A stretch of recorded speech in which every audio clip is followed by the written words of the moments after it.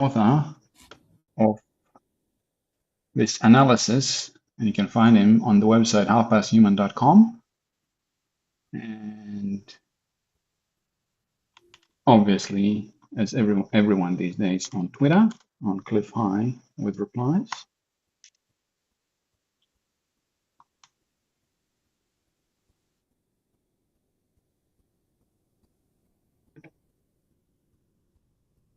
I'm just checking if the site is showing. And then if you go on Amazon, you can obviously buy some of his books. It's pretty awesome. Now we're going to read the next. How many books has he published? It's 2 books. It is Wu News Chronicles of Future Days and Brotherhood of the Afflicted.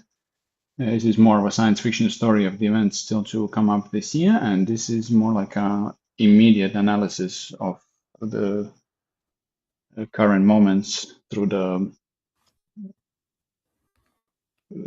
his outer report, like asymmetric linguistic trend analysis. And here in this version, he's going into the philosophical terms and analysis of Gospel of Tom. And we've read Logian 1 and Logian 2, so we're going into Logian 3 today, which is Logian 3. Jesus said, if those who lead you say to you, see, the kingdom is in the sky, then the birds of the sky will precede you. If they say to you, it is in the sea, then the fish will precede you.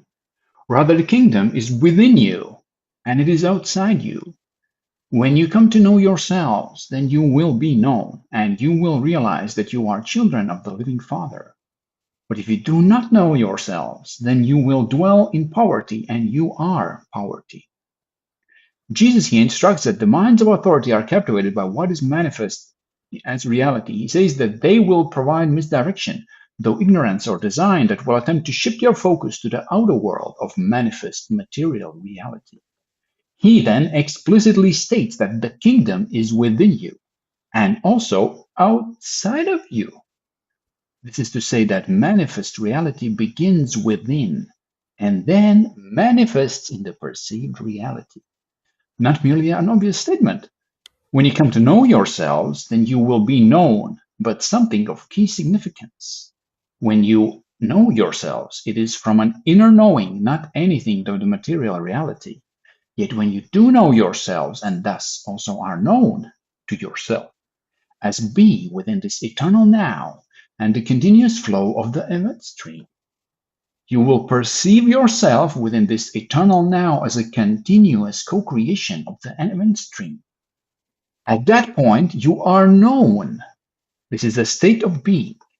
It is difficult to describe fully. Suffice it to say that you will likely perceive yourself, your mind, your thoughts, your body, your breath, your environment as being created continuously from the flow that feeds the event stream.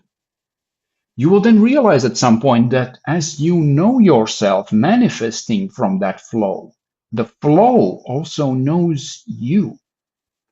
This provides a certain shock as you discover yourself to be known. The flow that feeds the event stream is the living Father of us all. There is no other. This is also called by the Greeks of old as the monad. It is supreme consciousness. It is living. It is also called the pleroma, the abundant fullness. This is because it is truly abundant in that it is never ending and is all manifestation continuously. It is fullness because of the feeling that one gets in the discovery of it. The event stream is manifest reality emerges because the fullness of the abundant flow must manifest. There's nowhere else for it to go. You'll get it when you'll get there. Now comes the caution that if you do not come to know ourselves, that is your true nature as a co-creator of this manifesting material common shared reality, then you will dwell in poverty and will be poverty. Both will be true. The first, because your body will actually be living in poverty conditions as your mind does not grasp how to manifest anything other than this state of being. So if you do know yourselves, then you will know how to alter your state of being, thus alter your material reality. If not, your mind will be poverty, as it will only see that, and thus only that will emerge from the event stream. Reality mirrors what you project. Also, by the way, note the tone about authority being buttheads without knowledge themselves, likely to lead you astray either by design or ignorance. They keep trying to make you think that this manifest reality is meaningful. It's not. It's merely the hardened form that emerged from all our collective state of being within this eternal now, as our emotion driven desires were fulfilled to some degree by the ever present flow of the event stream. Don't buy into it.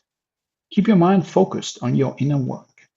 The outward manifest reality is pleasant to look at, but is already fading as we all manifest its replacement in this eternal now. Mhm. Amazing. What a saturated information. This is why you know that I need this to be read and analyzed, and because literally each sentence, starting from the first words, it's such dense. Uh-huh. You have no idea what it means until you read the explanation of it. And then you start to understand, oh, this is what it meant. Because, if you scroll back and start again from the usual from the beginning, right? So obviously, Logion number 3, like it's the third thing we're reading now. And you have Jesus said, obviously, the guy who says it. What did he say before? Who remembers? Nobody remembers, obviously, what was in the Logion 1 and 2, right? Or do we? These are the hidden sayings he said. Whoever finds the interpretation of these sayings will not taste death. So this is what Jesus spoke and what Thomas recorded. And then the second one was, him who speaks continues seeking until he finds. When he finds, he'll become troubled. He becomes troubled, he'll be astonished, and he will rule over the all. And now, with reading the third Logion, we start to understand what is the thing that you should be troubled about.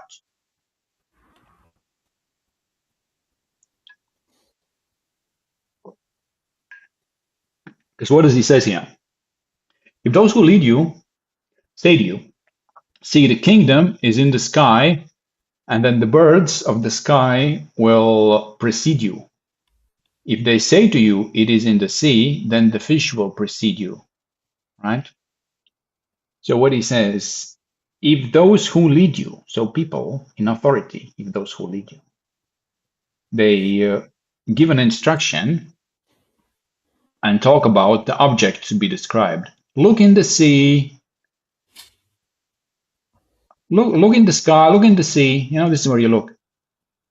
But if you look in the sea and if you look in the sky, it already exists, the birds already precede, the fish already precede. So it's not where the kingdom is. It's not where the origin of all things is. The origin of all of these things, it is within you and it is outside of you. So you are just as the same of all of this fungible, tangible, and touchable reality.